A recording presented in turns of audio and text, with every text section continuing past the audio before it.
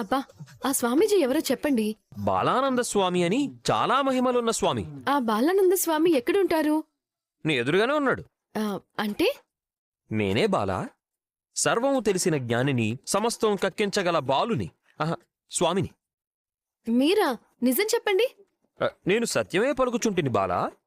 అంటే స్వామీజీ లేడు. మరి నిమ్మకాయ ఎక్కడి నుంచి పుట్టుకొచ్చింది? నా తలకాయలోంచి పుట్టుకొచ్చింది. రోడ్డు పక్కన కొన్నాను. మరి పసుపు, కుంకుమ, దారం అవి మాత్రం దొరకవా? స్వామీజీ పేరు చెప్పి భయపెట్టి మా అమ్మతోనూ మనోజ్ గాడితోనూ నిజం చెప్పించాలని ఇలా చేశాను. అమ్మ నా మొగుడోయ్. ఛే, ఏంటా భాష? అమ్మ మా ఆయనోయ్. అయితే అందరికీ అబద్ధం చెప్పారా? నిజం చెప్పించాలనే అబద్ధం చెప్పాను. అబద్ధం చెప్పి ఉచ్చు బిగించాను. ఈ నిమ్మకాయతో పని జరుగుతుందంటారా? కావాలంటే చూడు. మనోజ్ గాడు చిన్నప్పటి నుంచి మహా పిరికోడు. అసలు ఇప్పటికే వాడికి బాగా తడిసిపోయి ఉంటుంది. చూస్తూ ఉండు, వాడే బయటపడతాడు. అయ్యో, అమ్మను కూడా చూడకుండా నిమ్మకాయలు చూపించి భయపెట్టిస్తున్నాడే. సరాసరి ఏదేదో జరుగుతుందని భయపెడుతున్నాడే. అయ్యో, ఎంత కర్మ పట్టిందిరా భగవంతుడా. చిచి, నీ వల్లేరా నాకు ఈ సమస్యలన్నీ. ఎందుకు నువ్వు ఇలా తయారయ్యావు? అయ్యో, అమ్మా, ఏంటమ్మా అలా అయిపోయావేంటి? రే రే రే రే, నువ్వేంట్రా అలా అయిపోతున్నావు? నీకు కూడా నాలాగే జరుగుతున్నట్టుందిరా. అయ్యో అయ్యో, బాబు చెప్పింది నిజమైపోయిందమ్మా. రేపొద్దున వీళ్ళందరికీ మన మొహాలు చూపించాలమ్మా. అయ్యో, అందరూ కలిసి మనల్ని చంపేస్తారమ్మా. ఇప్పుడు ఏంటమ్మా పరిస్థితి? మనకి ఇలా జరగాల్సిందే. నాకు బతకాలని లేదు, చచ్చిపోవాలనుంది. నేను చచ్చిపోతాను. ఏమైంది? ఏమైంది మీ ఇద్దరికి? ఎందుకు ఇలా అరుస్తున్నారు? అమ్మా రోహిణి, మమ్మల్ని చూడమ్మా. మాకు వాడు చెప్పినట్టే జరుగుతుంది. రోహిణి, బాలు చెప్పింది నిజమైపోయింది. మా ఇద్దరికి ఆ లక్షణాలు వచ్చేసాయి. మాకు భయం వేస్తుంది రోహిణి. ఇప్పుడు ఏం చేయాలో తెలియటం లేదు రోహిణి. అరవకండి, ముందు సైలెంట్ గా ఉండండి. మీ ఇద్దరికి ఏమీ కాలేదు. అదేంటమ్మా అలా అంటావ్? వాడి మొహంలో మార్పు స్పష్టంగా కనిపిస్తోంది కదా. అమ్మకు కూడా వాడు అన్నట్టుగానే జరుగుతుంది కదా రోహిణి. మేం బాధపడతాం, నువ్వు ఇలా చెప్తున్నావు కదా. అదేమీ లేదు. పచ్చకామర్లు వచ్చినోడికి లోకమంతా పచ్చగానే కనిపించినట్టు మీరిద్దరూ ఒకరిని చూసి ఒకరు అలా ఫీల్ అవుతున్నారంతే. నిజంగానే మా ఎదురికి ఏం కాలేదా? కాలేదని చెప్తున్నాను కదత్తయ్యా. ఒకసారి కావాలంటే మీరు అద్దంలో చూసుకోండి. జరగరా. తప్పుకోరా. బానే ఉన్నాను. అమ్మయ్యా, అయ్యో, ఆ బాలుగాడు చెప్పినట్టే నిజంగా జరిగిపోయిందేమోనని చాలా భయపడ్డాను రోహిణి. నేను కూడా చాలా భయపడ్డాను. ఎందుకు మీరిద్దరూ అంత లోతుగా ఆలోచిస్తున్నారు? మీకేం కాలేదు, ధైర్యంగా ఉండండి. మీరెళ్ళి ప్రశాంతంగా పడుకోండి. అంతేనంటావా? అంతే అత్తయ్య, వెళ్ళండి. వెళ్ళమ్మా, వెళ్ళు. మీరు చేసే హడావిడి వల్లే ఇంట్లో వాళ్ళందరికీ మీరే చేశారేమోనని తెలిసిపోతుంది. ఎందుకిలా ఓవర్ యాక్షన్ చేస్తున్నారు? ఏమో రోహిణి, ఆ నిమ్మకాయని చూసినప్పటి నుంచి మాకు చాలా భయం వేస్తుంది. నిద్ర కూడా పట్టట్లేదు. మీరు నిజంగానే బాలు చెప్పిన మాటలు నమ్ముతున్నారా? అసలు తనెప్పుడైనా గుడికి వెళ్లి దేవుడికి మొక్కడాల్లాంటివి చూసావా? ఏదో షాప్లో దొరికిన నిమ్మకాయ ఒకటి కొనుక్కొచ్చి నోటికొచ్చిన మాటలన్నీ మాట్లాడుతున్నాడు. తనకి మీరు భయపడుతున్నారు. ఏమో రోహిణి, తెల్లారేదాకా మాకి భయం ఇలాగే ఉంటుంది. అదే వద్దు అంటున్నాను. మీరు భయపడకుండా ధైర్యంగా ఉండండి. తనేం చేయలేడు, ఆ నిమ్మకాయ కూడా మిమ్మల్ని ఏమీ చేయలేదు. మీరెంత భయపడితే మీరంత తొందరగా బయటపడిపోతారు. మీ భయమే మీ శత్రువు. నువ్వు మొదట్నుంచి ఇంతే. ఏం చూసినా ఇలాగే భయపడిపోతుంటావు. ఇంత పిరుకోడు అనుకోలేదు. బాలు మాటలేం పట్టించుకోవద్దు. తెల్లారకు కూడా మీరిద్దరూ బానే ఉంటారు. అప్పుడు తను చెప్పినవన్నీ అబద్ధాలని తెలిసిపోతుంది. అర్థం అవుతుంది కదా. సైలెంట్గా పడుకో. అంటే నిజంగానే నాకేం కాదు కదా? ఏం కాదని చెప్తున్నాను కదా. ఎందుకు విసిగిస్తున్నావు? ఎక్కువ ఆలోచించుకో. కావాలంటే ప్రశాంతంగా పాటలు విను. ఎక్కడికి వెళ్తున్నావు? నేనొక ఫోన్ చేయాలి, వెళ్ళి మాట్లాడేసొస్తాను. నువ్వెక్కడికి వెళ్ళకు రోహిణి, ఇక్కడే నాకు తోడుగా ఉండు. సర్లే, ఉంటాను. నువ్వు భయపడకుండా పడుకో. ఏయ్ పిచ్చా వంటల అబ్బాయి అయినా నన్నే భయపడతావా? అమ్మా ఏయ్ డబ్బుడమ్మాయి, నువ్వు నిజంగానే భయపడతావా? హా, అంటే ఇంట్లో ఏవేవో జరుగుతున్నాయి కదా, మనకు సంబంధం లేదు కదా. కానీ మనం ఇదే ఇంట్లో ఉంటున్నాం కదా. ఇంట్లో నిమ్మకాయ ఒక మంత్రగత్తలాగా కనపడుతుంది. ఏ క్షణం ఎవరికి ఏమవుతుందోనని టెన్షన్ గా ఉంది. ఆ నగలు మాయం చేసింది నువ్వు నేను కాదు కదా, మనకేం టెన్షన్ లేదు. స్క్రిప్ట్ లో మాత్రం ఎపిసోడ్ చివర్లో ఎండ్ బ్యాంగ్ లాగా రాసుకున్నాను. కానీ నెక్స్ట్ ఎపిసోడ్ లో ఏం జరుగుతుందో రాయాలంటే మన ఇంట్లో ఏం జరుగుతుందో తెలియాలి కదా. అంటే నువ్వు ఇలాంటివన్నీ నమ్ముతావా?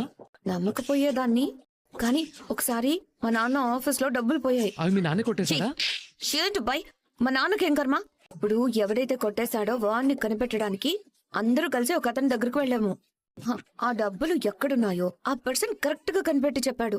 అవి ఓ చెట్టు కింద గొయ్యి తీసి పాతి పెట్టారు. తవ్వితే నిజంగానే దొరికాయి. అంటే మన ఇంట్లో కూడా నగల దొంగ ఎవరో దొరికిపోతారంటావా? ఆ నిమ్మకాయ ఇచ్చిన స్వామీజీకి నిజంగా పవర్ ఉంటే మీనా నగలు ఎవరు తీశారో ఖచ్చితంగా తెలుస్తుందిగా. పాపం మీనా అటు నగలు వేసుకోకుండా అత్తయ్య చేసింది. అసలు ఆ నగలే లేకుండా ఎవరో చేశారు. వాళ్ళెవరో దొరకాలని నాకు కూడా ఉంది. రామీనా, సరిగ్గా నీ గురించే మాట్లాడుకుంటున్నాం, నువ్వే వచ్చేసావు. దేని గురించి శృతి? నిమ్మకాయ గురించి. స్వామీజీ శక్తి గురించి. నగల గురించి. నగలు కొట్టేసిన మనిషి గురించి. బాలు స్వామీజీని కలిశానంటున్నాడు కదా, ఆ స్వామీజీ నిజంగా అంత గొప్పవాడా? మా ఆయనే ఆ స్వామీజీ. హా? ఏమంటున్నావు వదినా? స్వామీజీ అన్నయ్య ఏంటి? అవును, నిజంగా మీ అన్నయ్య ఏ స్వామీజీని కలవలేదు. మరి ఆ నిమ్మకాయ ఆయనే కొన్నారు. పసుపు కుంకుమ కూడా ఆయనే కొన్నారు. ఎందుకు ఇదంతా? ఇంకా అర్థం కాలేదా? నగలు మింగిందెవరో కనిపెట్టడానికి. అంటే మనోజ్ అన్నయ్య భయపడి నిజం చెప్పేస్తాడనా? అవును. ఈ ట్విస్ట్ బాగుంది, తర్వాత నోట్ చేసుకుంటాను. నిజంగా ఈ ఐడియా వర్కౌట్ అవుతుంది. అవును, కొన్నిసార్లు వాళ్ళ భయమే వాళ్లకు శత్రువుగా మారుతుంది. Very interesting Meena. నగలు మాయమైన దగ్గర నుంచి ట్విస్ట్ల మీద ట్విస్ట్లు జరుగుతున్నాయి. ఏం జరుగుతుందో చూద్దాం. మీ పెద్దనే నిజంగా ఒప్పుకుంటారో లేదో నాకు తెలియదు, కానీ ఆయన్ని సరిగ్గా గమనిస్తే ఆయన కళ్ళల్లో భయం స్పష్టంగా కనపడుతోంది.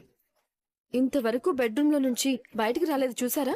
ఒక్కటి మాత్రం నిజం మీనా, నీ నగలు తీసుకొని అమ్ముకొని ఆ డబ్బులు వాడుకొని ఆ నగలు బదులు గిల్ట్ నగలు పెట్టడం మాత్రం పెద్ద క్రైమ్. అలాంటి క్రిమినల్స్ కి ఇలాంటి టెక్నిక్స్ తోనే బుద్ధి చెప్పాలి. ఆ విషయంలో మా ఇద్దరి సపోర్ట్ ఎప్పుడు మీకే ఉంటుంది. Best of luck. ఏ క్షణం నిజం బయటపడుతుందో చూద్దాం.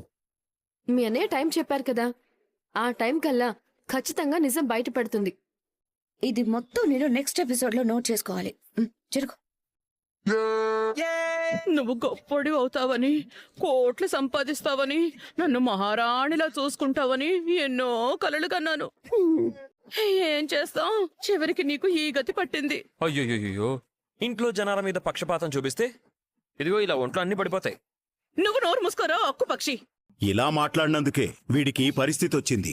నీకూడా అలా జరిగితే అమ్మా కొడుకులిద్దరూ సైగలు చేసుకుంటూ బతకాలి. మీరు కూడా శాపనార్థాలు పెడతారేంటండి? ఏయ్, సత్యం చెప్తున్నా ప్రభా. అంటే అన్నానంటారు గాని దొంగల్లా బతకడం ఎందుకు? ఇప్పుడు ఇలా జరిగాక బాధపడడం ఎందుకు? నిన్న బాలు అన్నయ్య చెప్పినప్పుడైనా నిజం ఒప్పుకోవచ్చు కదా. నేను పెట్టిన నిమ్మకాయ పవర్ ఇంత ఉంటుందని ఊహించలేదనుకుంటా. పోన్లేండ్రా, చేసుకున్నోళ్ళకి చేసుకున్నంత. మోసాలు దొంగతనాలు చేయకూడదని, అబద్ధాలు చెప్పకూడదని రాసిలేదా? నాకేమైంది?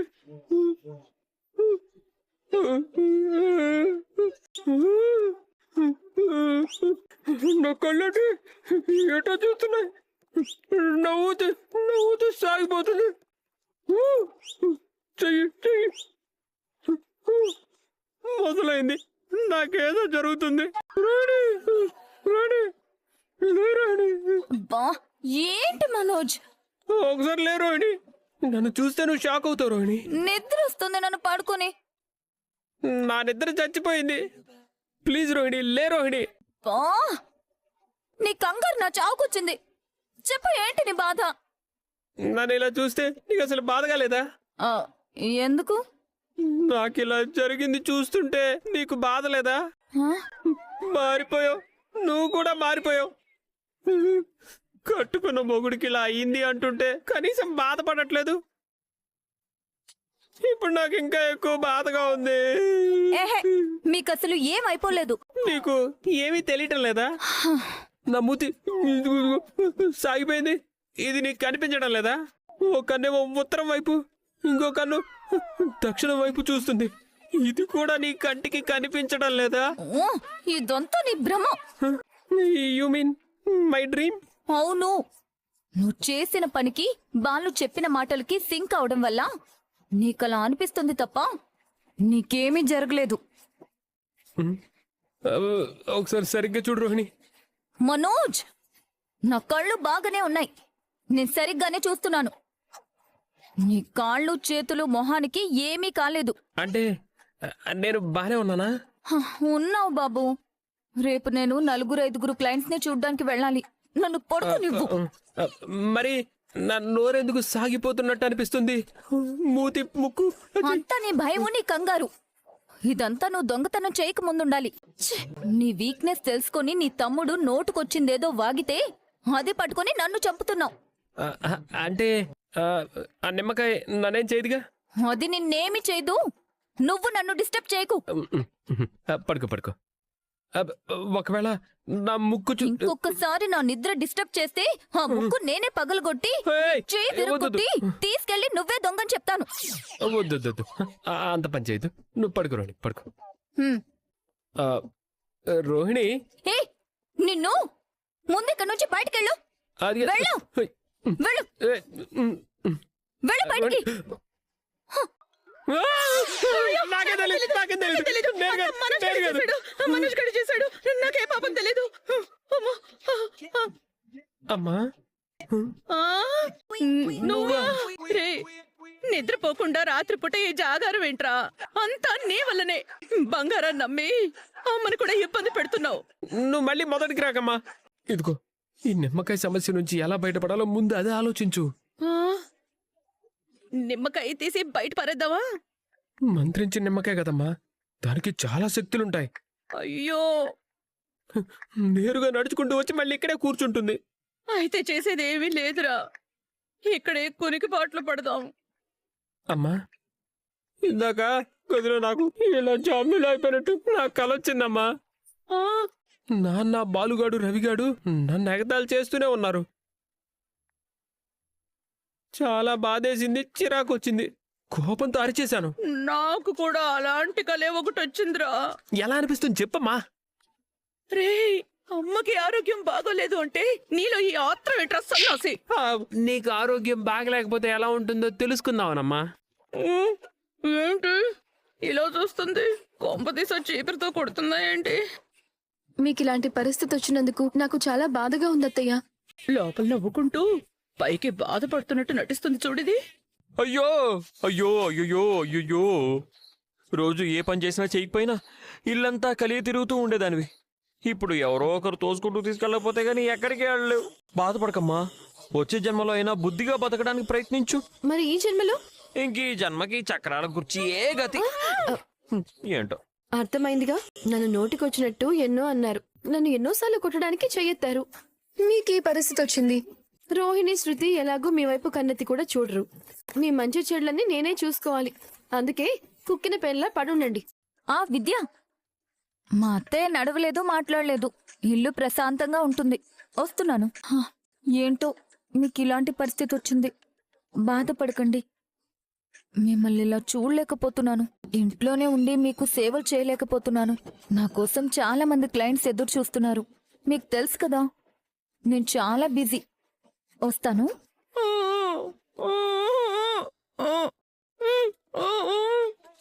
అమ్మో, ఇది ఇంకెన్ని మాట్లాడుతుందో ఏమో. చీ చీ చీ చీ చీ చీ చీ చీ. మిమ్మల్ని ఇలా ఇంటి ముందు కూర్చోపెట్టింది ఎవరు? మార్నింగ్ మార్నింగ్ మీ మొహం చూడాల్సి వస్తుంది. ఈ రోజు నాకు ఎంత బ్యాడ్ గా ఉంటుందో. పాడైపోయినవి, పనికిరానివి ఇలా ఇంటి ముందు పెట్టకూడదని తెలీదా? Full negative vibes. Too bad aunty. చూడండి ఆంటీ, వన్స్ మీకు ఇలాంటి పరిస్థితి వచ్చాక ఇంకా ఇలాగే ఉండి ఏం ఉపయోగం? అంకుల్కి విడాకులు ఇచ్చేచ్చుగా. మీరు స్మైల్ చేస్తున్న మంచి ఫోటో ఫ్రేమ్ కట్టించి హాల్లో పెట్టేసుకుంటాం. Think about it. ఆపై ఆపై నీ పరిస్థితి నేను చూడలేకపోతున్నాను. ఆపై ఊహించుకుంటేనే భయం వేస్తోందిరా. అయ్యో ఈ నిమ్మకాయ వల్ల ఏదో ఒకటి